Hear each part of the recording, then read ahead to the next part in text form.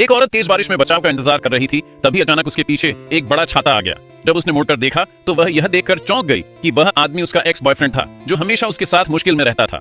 और भी ज्यादा अचानक जब सीईओ ने उसके बेटे को कार में बिठाने में उसकी मदद की, तो उसने देखा कि उसकी कार में पिछले दिन के मुकाबले एक एक्स्ट्रा चाइल्ड सीट थी।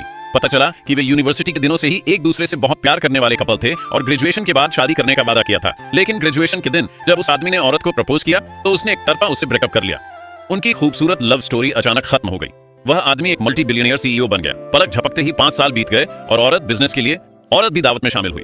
अचानक कंपनी का खून ऑपरेशन का टारगेट सीईओ निकला।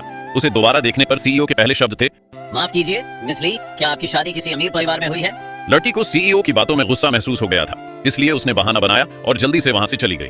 भीड़ से निकलने के बाद महिला खुद को यह पूछे बिना नहीं रह सकी कि क्या वह अब भी उसे दोषी मानता है। सीईओ ने मजाक उड़ाते हुए कहा कि उसे अब पछतावा होने लगा है, क्योंकि उसने देखा है कि वह अमीर है, और पूछा कि क्या बहुत देर हो चुकी है। उसने आगे कहा कि उनका अतीत बस एक छोटी सी घटना थी और उसने कभी भी उसके खिलाफ यह बात नहीं रखी। सीईओ के बेरहम शब्दों से महिला को बहुत दुख पहुंचा। हालांकि जब उसने अपने बॉस को लड़की को घर ले जाते देखा तो वह जलन महसूस किए बिना नहीं रह सकी। पता चला कि कंपनी में इंटर्नशिप कर रही युवती उस आदमी के प्यार में पड़ गई थी। उसने महिला से कहा कि उसके बॉयफ्रेंड के प्रोजेक्ट में एक बड़ी गलती हुई है। उसने कहा कि अगर महिला उसे छोड़ सकती तो वह उसे बचा लेती, नहीं तो वह अपने पिता से उसे जेल भिजवा देती। औरत को उम्मीद नहीं थी कि हालात इतने गंभीर होंगे। सीईओ की खातिर उसके पास सहमत होने के अलावा कोई चारा नहीं था। हालांकि कुछ ही समय बाद औरत को पता चला कि वह प्रेग्नेंट है। अपने प्यार के लिए उसने अकेले बच्चे को पालने की कोशिश की। उसकी सबसे अच्छी दोस्त ने उसे सलाह दी कि बच्चे को पिता को मानने दे, लेकिन वह जानती थी कि अब उनका सोशल स्टेटस बहुत अलग था और इसके अलावा वह आदमी पहले से ही उसे एक गोल्ड डिगर मानता था। लेकिन दोनों कंपनियों के बीच खून ऑपरेशन की वजह से औरत को फिर से सीईओ का सामना करना पड़ा। शर्मिंदगी से बचने के लिए उसने दूसरी पार्टी को डॉक्यूमेंट्स सौंपने के बाद झांक जाने ही वाली थी।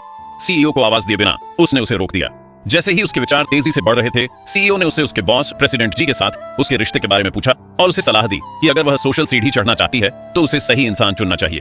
प्रेसिडेंट जी उनके परिवार का सिर्फ एक नाजायज बेटा था। भले ही उसे औरतें पसंद हों, वह आखिरकार उसके जैसे किसी से शादी नहीं करेगा जिससे उसके करियर को कोई फायदा ना हो।